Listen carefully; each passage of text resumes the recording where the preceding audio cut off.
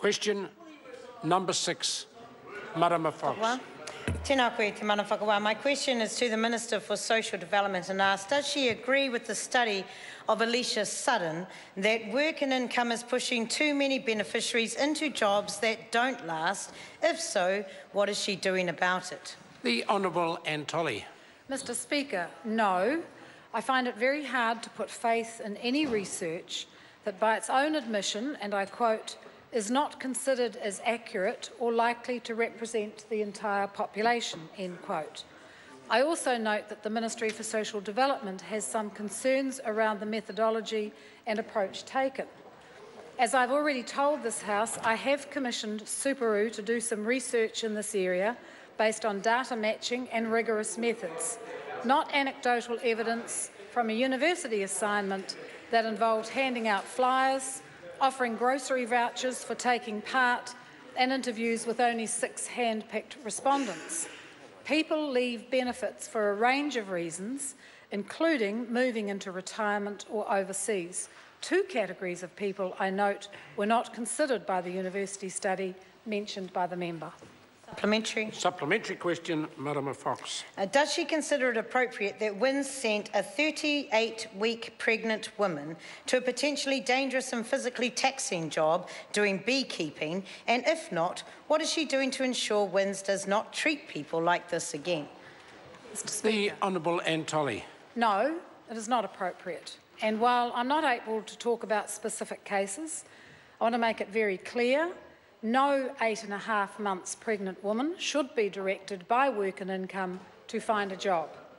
Work and Income policy is explicit that a client receiving job seeker support can be deferred from work obligations from 27 weeks pregnant or earlier if there are any complications associated with the pregnancy. Supplementary question, Marama Fox.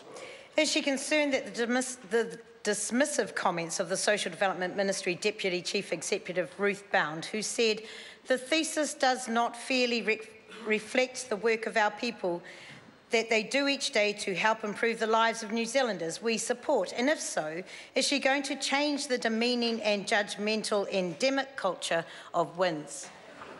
Mr. Speaker. The Honourable Tolley. No, as I mentioned in my primary answer, the thesis itself says it, quote, is not considered as accurate or likely to represent the entire population, end quote. As the DCE said in her full statement, and I quote, the Ministry welcomes any research that provides insight into the lives of the people we work with. However, our initial view of this thesis gives us some concerns around the approach taken, end quote.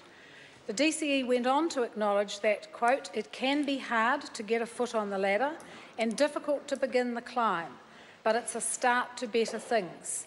That is what Ministry staff come to work every day to do, to help people make a better life for themselves, end quote.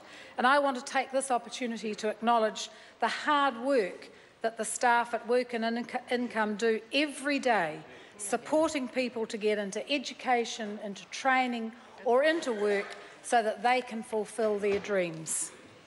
Supplementary. The member's got 2 supplementaries and has used them.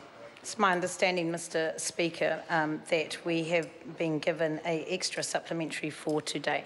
Well, no one has advised me. I'll accept the member's word and accept the supplementary, but unless we have these sort of arrangements more formally arranged, it's very difficult for me to manage question time. On this occasion, I will accept the word of the member. Thank you, Mr. Supplementary question, Marama Fox.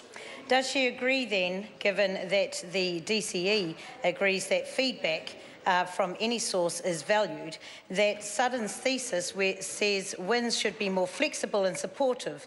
If so, given the success of whānau order approach in doing just that, will she work with the Māori Party to improve whānau well-being in the context of returning to a system of personalised care management?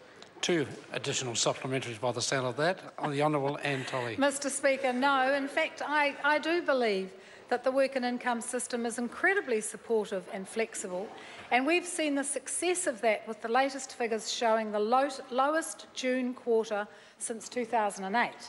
I'd also like to point out to the member that 120,000 beneficiaries have access to intensive work-focused case management, which is helping more of them into independence. And I'd say to that member, MSD has been incredibly supportive of the whānau ora approach, and in fact just recently transferred $11.38 million in contracts and funding to whānau ora commissioning agents, and tranche 3 sees more to come. Question number 7.